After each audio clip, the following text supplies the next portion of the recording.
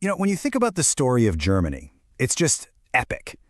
We're talking about a journey from ancient tribes battling in dark forests to the very center of two devastating world wars, and then somehow becoming the economic heart of modern Europe. It's an incredible story of power, total destruction, and an almost unbelievable rebirth. So let's get into how it all happened. And that really is the big question here, isn't it? It's a story of resilience that has shaped not just a country, but literally the entire world. So, how on earth did they do it? Okay, so here's how we're going to break this down. We're looking at 5 distinct chapters. First, how this identity was even forged, then the birth of its empire, its catastrophic fall, that painful period of division, and finally, its stunning rebirth as a leader on the world stage. All right, let's dive in. Our story starts way before Germany was even a concept. We're beginning with scattered tribes in this fragmented collection of states right at the very heart of Europe. So this timeline flies through nearly 2,000 years, but the most important thing to remember is that for almost all of it, Germany, as a single country, it just didn't exist. You had local tribes stomping the unstoppable Roman Empire back in 9 AD. Later, sure, Charlemagne's Holy Roman Empire gave it a loose framework, but really it was just a patchwork of hundreds of tiny independent states. Then the Protestant Reformation comes along and splits the whole region religiously.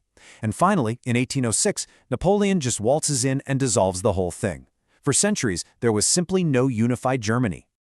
But then, in the 19th century, everything changed. The idea of a single, powerful German nation finally started to become a reality. And this didn't happen by accident. It was a very deliberate, very calculated plan. And that plan, well, it was really driven by this guy, Otto von Bismarck.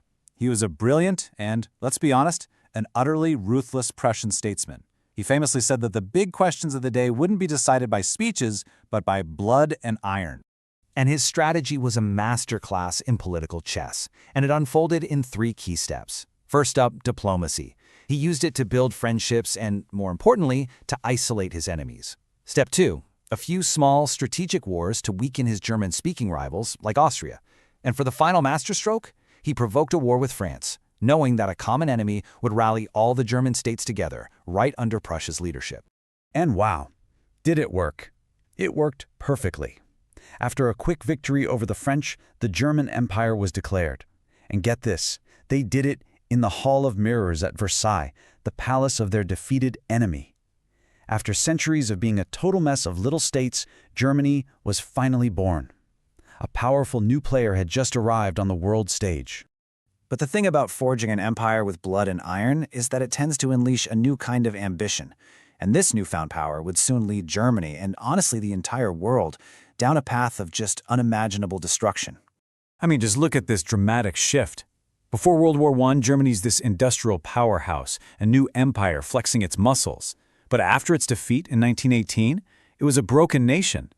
The Treaty of Versailles was so harsh, imposing these crippling payments that led to chaos, hyperinflation, and this deep, simmering anger that just poisoned its fragile new democracy. And it was right into this chaos that Adolf Hitler stepped. He was an expert at tapping into that national humiliation and economic despair. He promised a return to greatness for a people who felt like they had lost absolutely everything. And by 1933, his Nazi party had dismantled democracy and seized total control. Germany's path turned very dark. See, his promise to restore Germany's power was really a promise of conquest. This aggressive expansionism led directly to the invasion of Poland in 1939, and that was the spark that ignited the Second World War, the deadliest conflict in all of human history. And by 1945, it was all over. Germany was utterly defeated. Its cities were just piles of rubble, its government was gone, and the whole nation lay in absolute ruin, occupied by the victorious Allies. This was rock bottom. But out of the ashes of that total war came a totally new kind of conflict. The world was now split between 2 superpowers, and Germany found itself right on the ideological front line of the Cold War. The country was literally torn in 2. In the West, you had the Federal Republic of Germany, a democratic state aligned with the US, rebuilt with Allied money. In the East, the German Democratic Republic, a communist state totally controlled by the Soviet Union, locked behind what they called the Iron Curtain. It was 2 Germanys living in 2 completely different worlds. And in 1961, this division became brutally, physically real. The Berlin Wall went up, and it felt like it happened overnight, just slicing right through the heart of the city. This wasn't just concrete and barbed wire, it was a scar on the nation. It separated parents from their kids, friends from friends, for an entire generation. But just when it seemed like this division was permanent, like this was just the way things were going to be forever, the story takes another one of those incredible turns. This is the final chapter, Germany's rebirth as a unified leader. I mean, for nearly 30 years, that wall had stood as this unbreakable symbol.